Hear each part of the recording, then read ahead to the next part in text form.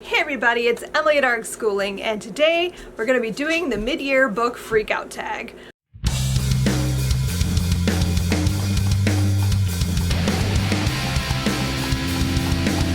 I do this tag every year.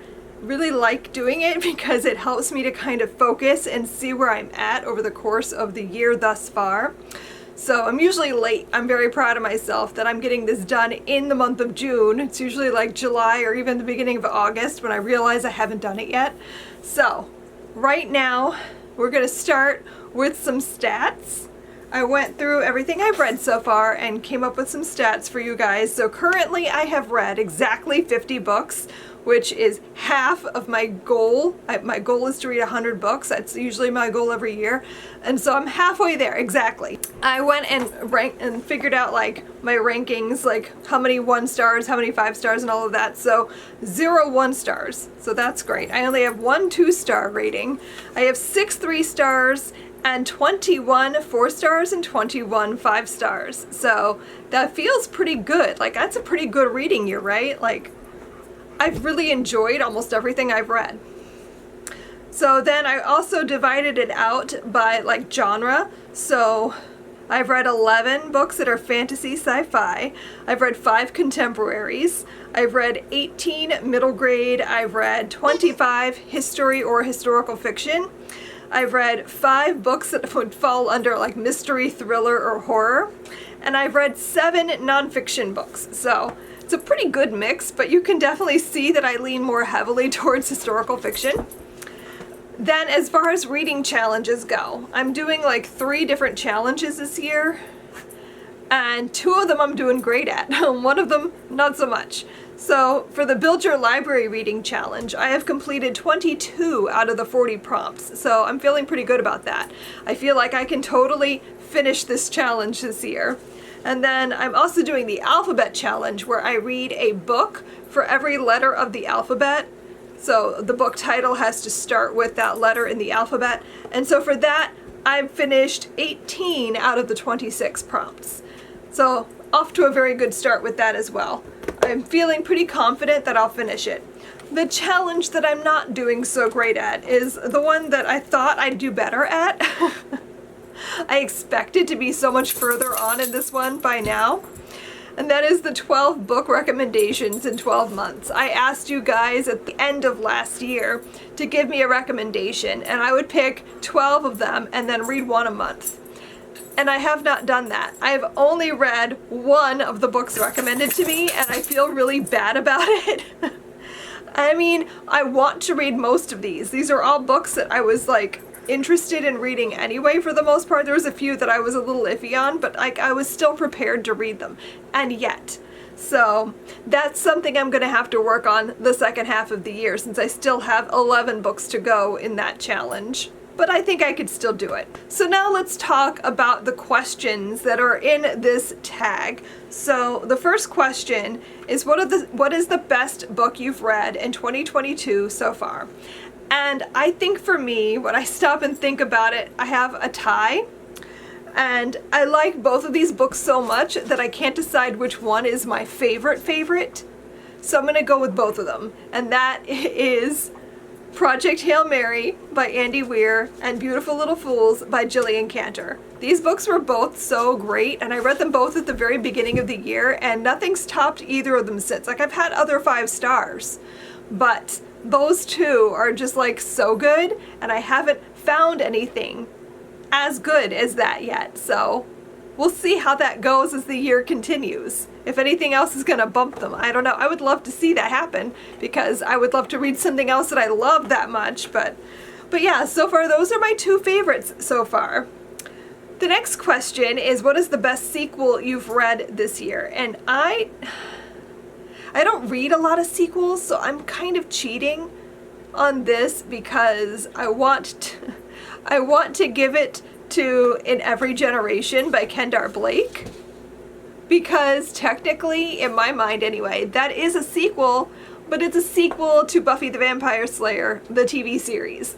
So I don't know, it feels sequel-ish enough to me that I'm going to count it as that. And that book, by the way, is fantastic. If you're a fan of Buffy the Vampire Slayer, I highly recommend checking it out. The next question is, what is a new release that you haven't read yet but you want to? You guys, I'm so behind on all my new releases that I want to read, so there are so many things I could say here. So I'm just going to pick a couple. I really want to read I Must Betray You by Ruta Sepetys, and I am reading that next month for the ARC Book Club, so I will be getting to it. I also really want to read Once More with Chutzpah. I really want to read Jagged Little Pill. I really want to read The Fervor by Omakatsu. Oh, that book looks so amazing. And I also want to read All My Rage by Sabaa Tahir. Oh, so many things. I'm just like staring longingly at my bookshelves over there. I have a lot of new releases that I really want to get to. What book was your biggest disappointment? I usually don't have anything that's like overly disappointing, but this year I do in fact have an answer to this, and that's going to be Comfort Me with Apples by Catherynne M. Valente. I think I just expected more from this book. Like, it wasn't terrible, but it did end up being my lowest rated book this year, and I can't quite figure out what went wrong. I think my expectations might have been too high. I don't know. But it didn't work for me for what it was trying to do. It felt very heavy-handed. And then when I finished it, I just kind of went, that was it? So, I don't know. So that was probably my most disappointing book of the year. The next question is, what is the biggest surprise? And if you watched my most recent vlog, where I read books that Sarah chose for me, you would know that the biggest surprise I think so far this year would have to be Beyond the Black Door by A.M. Strickland. Just because it's YA fantasy and I gave it 4 stars. And typically, I don't enjoy YA fantasy. For me to rate a YA fantasy that high, so surprising. Okay, next question is, what is your favorite new author or new to you author? And for me, I have 2 that I'm going to give it to. One is Gillian Cantor. She wrote Beautiful Little Fools, and I immediately need to read more things by her. Like, I purchased a few of her books. I'm like, I need to get to these now, and I haven't yet. But like, I really want to read more Gillian Cantor this year. And my other new favorite is Paul Tremblay, only because, like, I own, I think, 2 of his books in physical form, and I think I have another of his as an ebook, I'm not sure what. And I've been meaning to read him for ages, and I finally read A Head Full of Ghosts this year, and I absolutely loved it. So that's exciting. I cannot wait to read more of his work. Like, I'm really excited to delve more into that, because I liked A Head Full of Ghosts so much that I think that he could potentially become a new favorite author. What is your newest favorite character? And I'm gonna go with Rocky from Project Hail Mary. And if you read it, you know who that is. I'm not gonna spoil anything or talk about it too much, but like, yeah, Rocky was probably my favorite new character that I've read this year. Next question is, what is a book that made you cry? And I honestly, I haven't really cried a ton this year while reading, which again, surprising. I'm usually very emotional and I get really attached to characters and just very, like, I cry a lot. I'm an emotional human. But I'm gonna go with When the World Was Ours, which I listened to the audiobook of that with my daughter this year. I had already read it. It was my favorite book of the year last year, and I listened to it with my daughter this year, and of course I cried again listening to that. And then also I read The Light of Days with my book club, the ARC Book Club, a few months back, and well, I didn't necessarily like cry, like sob cry throughout that. I did get very emotional throughout the book, and it did make me cry a little. And like talking about it in the book club discussion too, I felt like I was getting like really like emotional. So yeah, those are both like Holocaust books, so of course they're gonna make me cry, but like they're also just really good books. The next question is, what is a book that made you happy? And I'm gonna give it again to Project Hail Mary. I just smiled through that entire book. Like, it was so fun, and so like just uplifting and good. I loved it. I loved it. I loved it so much. It made me very happy. But I'm also going to give this to another book I read this year, because it made me happy in a different way. Like, obviously it's a happy book too, but like also Sarah, my oldest daughter, wrote a book. And this was her senior project for college. She graduated a few months ago, and this was her project. She had to write an entire novel. And she wrote a middle grade story, and it is like such a sweet story about two little girls on the beach becoming friends. One of them happens to be a werewolf. It's very cute. And it's not something anyone can purchase.